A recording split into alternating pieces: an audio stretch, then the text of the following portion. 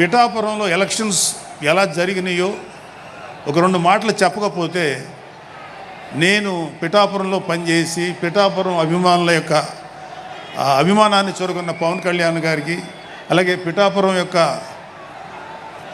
జన సైనికులకి, పౌరులకి నేను కృతజ్ఞత చూపించినట్టు అవుతుంది. సో వాళ్ళ కోసం ఈ 2 మాటలు మాట్లాడుతున్నాం.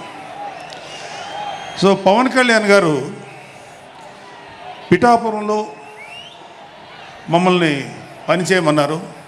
అంటే నన్ను, మా ఫ్రెండ్ అజయ్ గారిని, అలాగే మర్రెడ్డి గారిని, రత్నం గారిని, శంకర్ గౌడు, మహేంద్ర, పంచకర్ల సందీపు, ఇలా మాకందరికీ పిఠాపురంలో పనిచేసే అవకాశం ఇచ్చారు.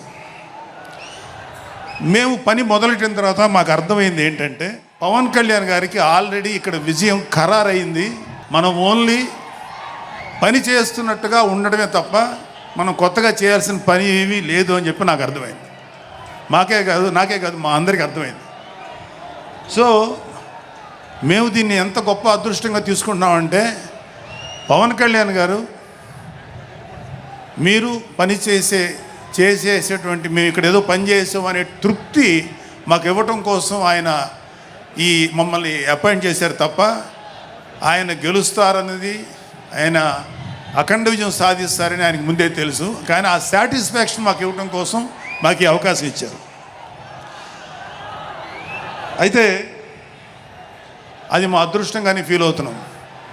చంద్రుడికో నూలు పోగులాగా ఆయన పడిన కష్టానికి ఒక చిన్న పని చేసామనే తృప్తి అయితే మాత్రం మాకు నిజంగానే ఉంది.